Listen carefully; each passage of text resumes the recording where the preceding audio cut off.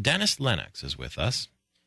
Politics is our family business here on The Big Show, coming to you from the state capitol. He's a spokesman for Students Against Gary Peters. He is at Central Michigan University. Good morning. Welcome to the program. Good morning, Michael Patrick. How are you? Thanks for being available. What have you got against Gary Peters? He's coming to your school to work there, isn't he? Yeah, this isn't about partisan politics. This is about ensuring that students, your kids and grandkids, are receiving the best possible education. And Students Against Gary Peters believes that won't happen with him in the classroom unless he drops out of his congressional race. He was the lottery commissioner until last Friday, in fact. He phoned us on his last day in office, and now he is going to be a temporary assistant professor. Is that what it is? What role will he serve at CMU at your school? Well, it depends who you talk to and what day you speak to him. If you ask Gary Peters, first he said he was working for Eastern Michigan University.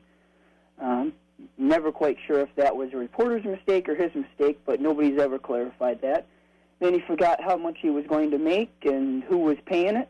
And now apparently he's forgot that he was working full-time. He's been going off telling reporters it's just a part-time gig, that he doesn't have to do much, when in reality, according to the contract that we obtained through a FOIA request from CMU, it's a full-time job that requires his commitment, his main commitment, during the length of his tenure. And I don't see how somebody can be a full-time professor, teaching, serving as a student advisor, and all those other responsibilities while also campaigning for Congress. It just doesn't make sense to me. It is a $65,000 a year salary, from what I understand, that he'll be able to collect as an endowed political science professor. And as you say, in the meantime, last I heard he wasn't planning on moving to Mount Pleasant. No, he's... when I looked at the map, it's about 200 miles from Mount Pleasant to Bloomfield Hills, where he lives in his cushy house there. He's going to be driving back and forth and somehow expects that the education of my fellow students isn't going to be sacrificed. And you're right, he's going to get paid $65,000 in addition to some pretty generous taxpayer benefits and perks, all sorts of things that come along with a professorship, office, computer, unlimited printing, graduate assistance, health and pension, lots of things that would not only allow him to pay the bills while he's running against Joe Nolenberg, but also perhaps run his congressional campaign from CMU. He told the Saginaw News recently that he plans on creating a quote-unquote electronic journal to share his political views on state and national issues. Now, apparently this electronic journal sounds like some sort of blog or a website that would pretty much allow him to get his campaign manifesto out there to voters while it's being funded by CMU and ultimately the state taxpayers and put on CMU's website. That doesn't sound like a good use of taxpayer money when CMU's tuition has gone up 21% this year. I mean, I know students, your kids and grandkids that are struggling to pay their tuition that are being asked this very week to write CMU a check, yet they're receiving no guarantee this week that Mr. Peters is going to be there all of this semester or for the other 3 years of his contract to teach them. Well, from what I understand, he is going to teach 1 3-hour class per week and organize one public policy forum in a semester. Is he also supposed to keep office hours? Yes, he's required to keep office. Well, expected, I should say. Expected to keep office hours, serve as academic advisors or student organization advisors, prepares lectures and class material, grade assignments. This isn't just a couple hours a week that he has to do it. And, this public policy forum thing also raises an interesting question. I've taken the 2 classes that he would teach, different classes, one each semester, and these public policy forums in the past have traditionally been bipartisan, with Republicans and Democrats sitting on there.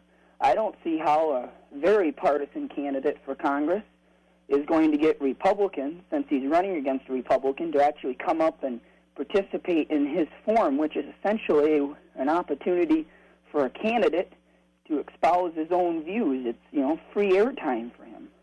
That's not right, and I just don't think it's going to come, to the best possible situation for students.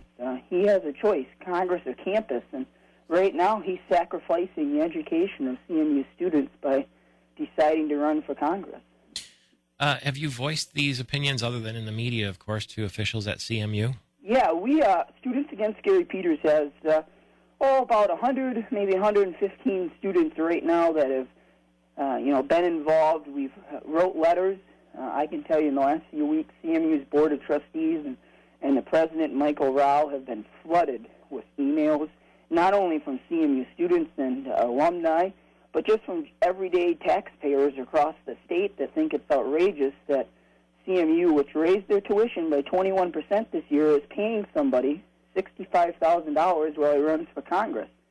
I can tell you that I had one of my classes canceled this fall, a class on the geopolitical situation in China, because there was an adjunct faculty member, and they couldn't afford to pay her $5,000 to teach a very important class on China, yet they can afford to pay a congressional candidate $65,000 for his supposedly full-time job.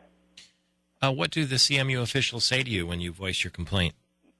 Right now the president has been passing Petersgate off, and that's what we've been calling it, Petersgate, to a low-level dean in the college. And unfortunately, she's been the one that's been taking the brunt of it, and she's just had a standard form letter response that she's been sending out. And it's really unfortunate that CMU President Michael Rao hasn't come out and addressed the concerns of his constituents and students.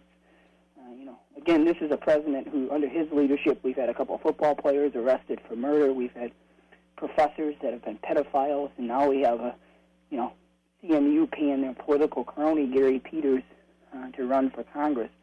We revealed that two members of CMU's Board of Trustees, Brian Fannin and Sam Katsamuso, both gave Gary Peters hefty political campaign contributions, along with the former holder of this faculty position, Craig Ruff. They've all given him campaign contributions before he was hired, and then all of a sudden he got the job, and that kind of reeks of something of cronyism or patronage going on there, and CMU hasn't commented on that, but that was a little disappointing to discover that our trustees basically hired their crony. Have you written to Mr. Peters? We haven't. We had some students that spoke to him in the spring when he was hired. Right now our message has been going after the school. I'm sure we'll speak to Mr. Peters, myself included, when the school year starts on Monday. That is, if he's remaining in his position. I don't know. CMU really hasn't said anything, but I've got to pay my tuition bill by September 1st, and I would hope my fellow students have some sort of guarantee that he's actually going to be in the classroom. All right. Well, thank you very much. He's a student, Dennis Lennox at CMU, spokesman for Students Against Gary Peters. Well spoken for a college boy, wouldn't you say? 34 minutes after the hour, Michael Patrick Shields on The Big Show.